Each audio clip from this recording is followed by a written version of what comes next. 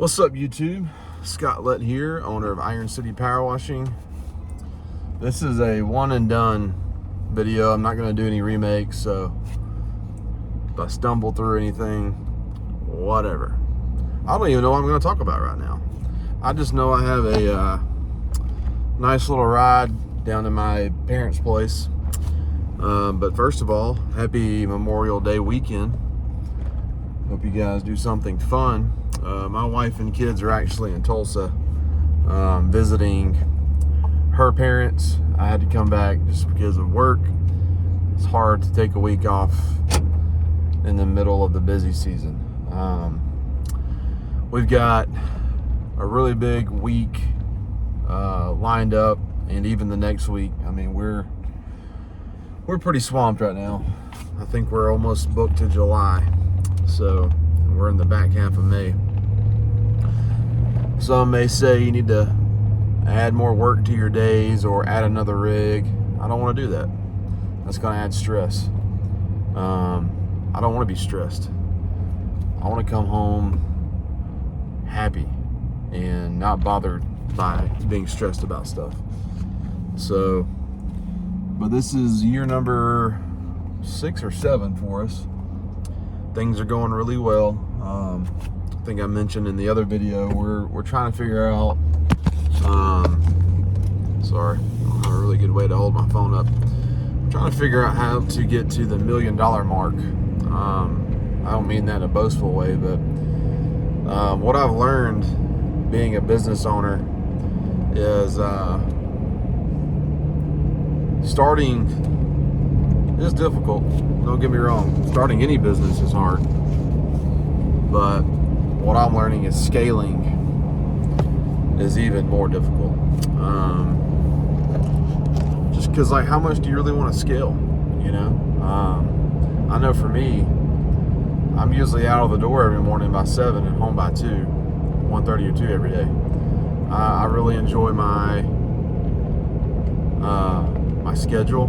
I enjoy how we have 3 very efficient rigs, 3 guys who we really know what we're doing. We go out there and work together, get our work done for the day, and we head home. And, you know, also I'll leave some back half of the day to answer calls and set up estimates and whatnot. But what I'm trying to say here is, you know, I'm really enjoying what we have going on now. And people say, hey man, you're young, go make the money while you're young. Well, I have a different outlook on that. I have 3 young kids at the house that want their daddy around, and I want to be around to watch them grow up. So if I get this company any bigger than what it is, that's going to take time away from my kids, and I don't want that. I don't want to look back on my life and be like, I was always working. I was making a lot of money, buddy, but my kids were wondering where I was. I'm not going to be that dad. I'm going to be home when I want to be. And don't get me wrong, I'm living a comfortable life. We're well taken care of. The Lord has blessed our business, so my wife is able to stay home, and my business partner, obviously, we make the same, so he's blessed, and we're able to pay our tech $26 an hour, and he's happy. He gets a lot of overtime. He doesn't have wife and kids, so, you know, he's free to do a lot of the weekend work, and we pay him for it. You know, if he goes and works 3 or 4 days on a Saturday, I'm paying him for a full day and make it worth his time, and out of appreciation for him to go out there and do those things, you know, because he needs rest, he needs time off, he needs time to do whatever he enjoys, you know. But I'm not kidding, guys. This guy is one of the best lead techs in the country. I give him a lot of credit because he's earned it. But anyways, I have a lot of ideas of how to generate more revenue. I just don't want to do it right now. People are probably thinking I'm crazy. You know, get the right people in the right place to grow the business. But look, I just don't have that much trust in people. There's one company here in Birmingham that they have 6 techs, but they make a lot of mistakes. A lot of things happen not in their favor, and I just feel like when you have all these employees and you're the owner and you're just sending them to all these jobs to try to get all these jobs done, your quality is going to go down. So what's the point of doing all these jobs and halfway doing them, not doing them the right way? If you're just going to get callbacks, they're not going to call you, for further jobs. My philosophy is build a book of business slowly and make sure your work is perfect or close to it. Guys, we touch a lot of properties every single day. I mean, I don't even want to know how many properties we touch throughout the year. I mean, it's a ridiculous amount. And we've had 0 callbacks this year because we take a lot of pride in how we operate, take a lot of pride in our work, and we take a lot of pride in a good customer experience, from the initial call to setting up the estimate to giving them an estimate in a timely manner to scheduling to showing up on time. I'm telling you guys, you do not understand how important it is to be a little bit early or to be right on time. And one little thing that we do that's really helped us is we've never really had a problem with being late, is give them a window. Say, hey, we'll be there between 8 and 8:30. And we usually show up right at 8 or a little bit after 8. So I'll tell my tech, hey, get there at 8 o'clock. But I tell the customer, hey, we're going to be there between 8 and 8:30. So if there is traffic, if there's anything that's slowing him down, surely he'll be there by 8:30, right? So, same with us. Most of our jobs are in a very centralized location within 10 to 15 miles of where I live. And so that definitely helps. We know all the back roads and whatnot. But I guess the point of this video, is, protecting your time. I feel like, it's good to be ambitious and money hungry to a certain degree, but, what are you sacrificing at home? And my mindset is provide for your family, but also, you gotta spend time with your family. And that was the biggest reason I started this business is, obviously to have a good living for my family, but to be home, to be present. Don't get me wrong, when people call me, I answer and I probably give them a virtual estimate. That's another thing too, is I'm not showing up to every estimate. I'm going to say, hey, we have the ability to look on Google Earth, look on the internet, and to see everything I need to see to give them an estimate, and people are like, well, you miss out on the upsell. You may notice things that are dirty that they may miss. Well, I'll bring it up, but when I get there, that's why we keep Wonder Store on our trucks, F9 bark, degreasers. We have all the chemicals you can imagine on our trucks. So if we do see something, we can upsell it. And we do upsell stuff quite frequently. But one thing I have noticed, guys, is scaling a business to me has been more difficult than starting. It really is. It's hard to get the right guys who care about your business to do their job the right way. Luckily, we've had a lot of good employees. There was one point we had 2 techs, but the ebbs and flows of the power washing industry. I would say in Alabama, we have work year round, but there is a pretty significant drop in gross revenue from, say, March till November. Then December, January, February, we can go from making 50 to 80 grand every month to drop it down to 20, 30, 40. That sounds like a lot of money, but when you're paying 2 owners, me and my business partner, a tech, and all the insurances that we have to operate, and we have a lot of big insurances because we do a lot of big commercial jobs. You have to have workers' comp, you gotta have liability, you have to have insurance on your vehicles,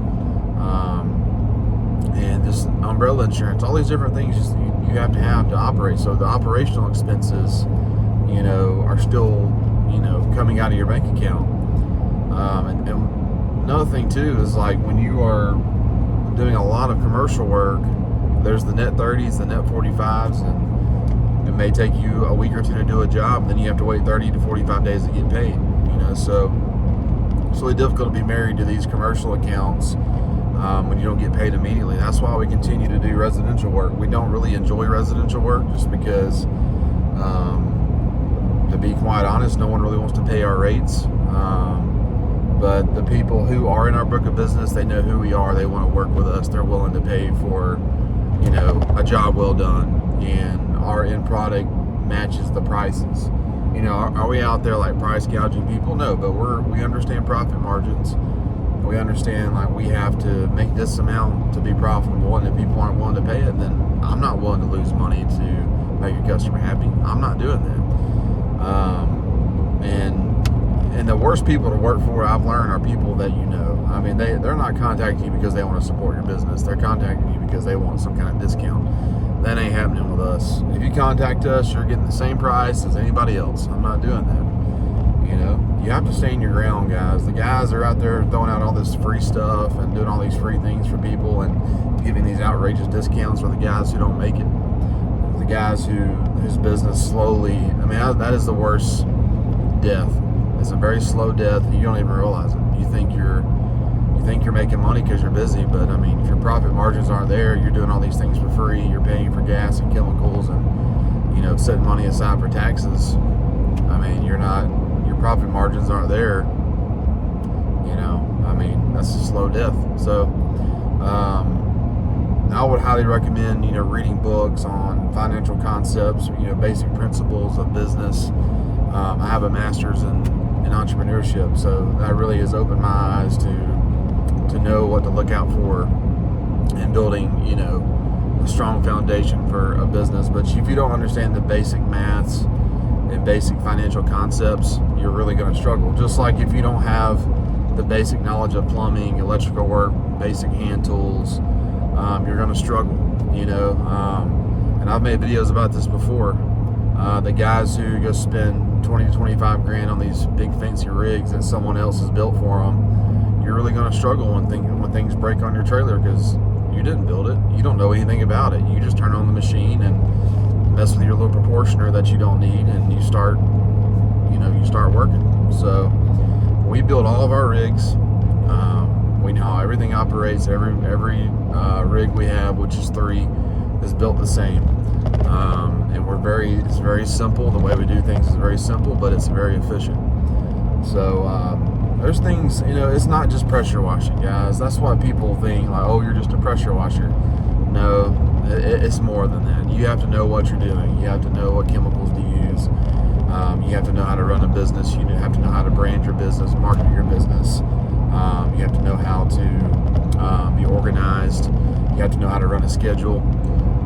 There's a lot of things involved in being a pressure washing company. Like it's not as simple as people make it seem. All right, but look, guys, starting a company is very difficult. I would say it's harder now to start a pressure washing company than ever, just because it's so saturated. Because guys like me and other YouTubers, man, like we go and post our success, but what a lot of guys fail to mention is how difficult it is to get started. Okay, like there's been some hard months. There's been some, especially my time in Tulsa, man. That was a season of just grind. I mean, I was cleaning gutters and windows. I was doing anything and everything, and I did pretty good. But there's a certain amount I need to make for my family, and it just wasn't there. So, but what we have built here in Birmingham is amazing. It's just open door after open door. And people ask me, like, what's the best advice you have for building your business? My best advice is really leverage relationships. Like, people. Like, if this is your hometown and you're not succeeding, that's probably your own fault. Like, you have to get out there and give yourself exposure, give your business exposure, and use your network. Don't be afraid to make phone calls. I'm not going to hit too much on this. I've talked about this. It's like beating a dead horse. But don't be afraid to do the old school stuff, man. Don't be afraid to pick up the phone and send emails, take people to lunch, just show up to places. Like, we've gotten jobs that I've seen some places that were dirty, and I'll say, hey, who owns this place, or who's the property manager? Hey, I'd love to give you an estimate to clean this property. It's nasty. Hold on, guys. And they'll be like, yeah, we've been meaning to do that. We've been meaning to call people. Well, you just did that person's job for them by showing up. Now they don't have to call anybody. They are going to use you because you took the initiative. You did their job for them. You just got to give them a price, and then they'll usually go with you. I mean, the whole building business thing isn't as hard as people make it seem. But anyways, guys, I'm just rambling at this point. I just wanted to come on here and talk about a few things. You guys who are, year 2 or 3, I feel like you've made it. I think the 2 to 3 year mark is when you've established your company.